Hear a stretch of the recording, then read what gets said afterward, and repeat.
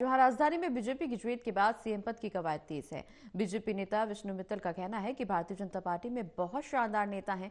हमारे यहां बहुत ही साधारण कार्यकर्ता भी ऊंचे ओहदे पर आ जाता है। ये फैसला शीर्ष नेतृत्व का है। तय होते ही दिल्ली को अगला मुख्यमंत्री जरूर मिलेगा। राजधानी दिल्ली में विधानसभा चुनाव के बाद भारतीय जनता पार्टी ने काफी अच्छे बहुमत से जो सरकार है वो कहीं ना कहीं पर बीजेपी ने बनाई है दिल्ली में। लेकिन अब जब से सरकार बनी है तब से एक बात की चर्चा एक लगातार हो रही है कि आखिर दिल्ली में जो सीएम पद का चेहरा है वो कौन होगा और उसमें क्या कुछ खूबियां बीजेपी के माध्यम से रखी जाएंगी। इस वक्त बातचीत करने के लिए हमारे साथ में विष्णु मित्तल जी हैं।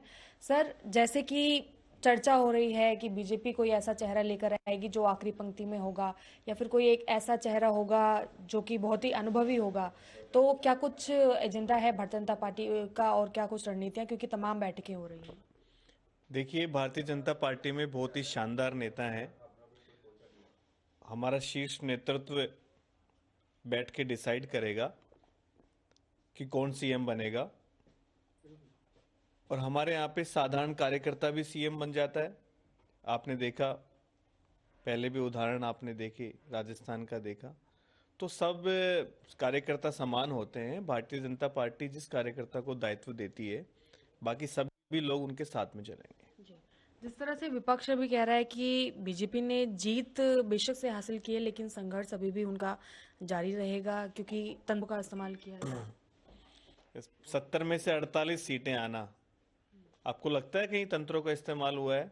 दिल्ली की जनता ने वोट किया है अरविंद केजरीवाल के भ्रष्टाचार के खिलाफ, अरविंद केजरीवाल के झूठ के खिलाफ।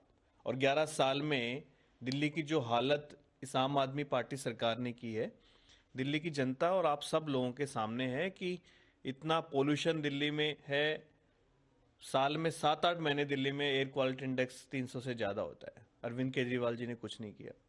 यमुना नदी जो हमारी आस्था का केंद्र है, क्या हालत यमुना जी की हो गई है, तो दिल्ली वाले लोग देख नहीं रहे हैं। सड़कें टूटी पड़ी हुई हैं। दिल्ली सरकार के अस्पतालों में एक एक बेड पे 3-3 मरीज लेट रहे हैं।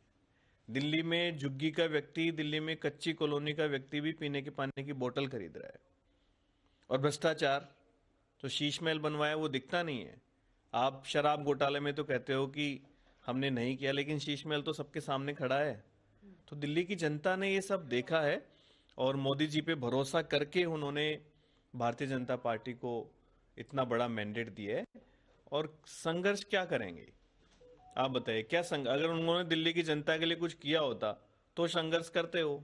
जब दिल्ली की जनता के लिए कुछ किया ही नहीं तो संघर्ष कहाँ करेंगे? अब पूरी तरीके से नकार दिया है। कुछ ऐसे बयान भी आ रहे हैं जिनमें ये कहा जा रहा है कि सिर्फ प्रेस कॉन्फ्रेंस वाली ही जो मुख्यमंत्री हैं वो नहीं होने चाहिए, क्योंकि दिल्ली की जनता ने अब तक सिर्फ प्रेस वार्ताएं देखी हैं, घोषणाएं देखी हैं, लेकिन जो जनता के बीच में उतरे, क्या भारतीय जनता पार्टी इसका ध्यान रखेगी? 100% हमारा कार्यकर्ता बिल्कुल हमेशा जमीन पे रहता है। हम कभी वोट बैंक की राजनीति नहीं करते।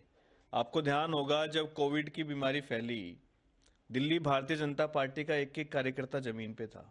और ये वही अरविंद केजरीवाल है जो आनंद विहार में अफवाह उड़ाते थे कि बस हमने लगा दिए बाहर जाने के लिए। यमुना में बाढ़ आई तो भारतीय जनता पार्टी का हर कार्यकर्ता जमीन पे था। तो हमारा कार्यकर्ता कभी भी वोट बैंक के लिए लोगों के संपर्क में नहीं रहता है। हमेशा उसके अंदर समाज सेवा की भावना कूट कूट के भरी होती है, और सारे मेरे जमीनी कार्यकर्ता हैं। जैसे भी कुछ चेहरे सीएम पद के लिए चल रहे हैं जिनमें मोहन सिंह बिष्ट का नाम है, विजेंद्र गुप्ता का नाम है और रेखा गुप्ता का नाम है, मतलब महिला चेहरा भी है। कुछ चर्चाओं में अभी तक, जैसे आपने कहा कि शीर्ष नेतृत्व ही इस पर आखिरी जो निर्णय है वो लेगा, लेकिन आपके तहत में आपके हिसाब से क्या लगता है कि मजबूत? देखिए, ऐसा कुछ नहीं है। पता है, मैंने आपको पहले बताया, अभी प्रधानमंत्री जी यूएस के दौरे पे अभी जा रहे हैं। उनके आने के बाद बैठक होगी, उसके बाद डिसाइड होगा कि कौन मुख्यमंत्री बनेगा। बाकी बात करें तो विधानसभा में अब दिल्ली प्रदेश या फिर जो उपाध्यक्ष हैं इनकी बैठकों को लेकर कोई जानकारी? अभी हम जब जितने भी हमारे प्रत्याशी हैं वो सब हमारे धन्यवाद कार्यक्रम कर रहे हैं कार्यकर्ताओं का। हमने भी हमारे जो चुनाव प्रबंधन समिति में जितने भी लोग जो काम में लगे थे, उन सब के लिए 12 तारीख को हमने अलग अलग बैठकें बुलाई हैं। जब तक हम ये सब काम करेंगे हमारे कार्यकर्ताओं को धन्यवाद करने का। तो देखिए, ये थे हमारे साथ में विष्णु मित्तल जी। और जिस तरह से भाजपा में इस वक्त चर्चा इस बात की है कि आखिर कब तक सीएम चेहरे का अनाउंसमेंट होगा और आखिर भारतीय जनता पार्टी किस तरह का जो सीएम चेहरा है वो दिल्ली की जनता को देगी। कैमरा पर्सन सुरभि के साथ मैं रिया राय, टोटल टीवी, दिल्ली।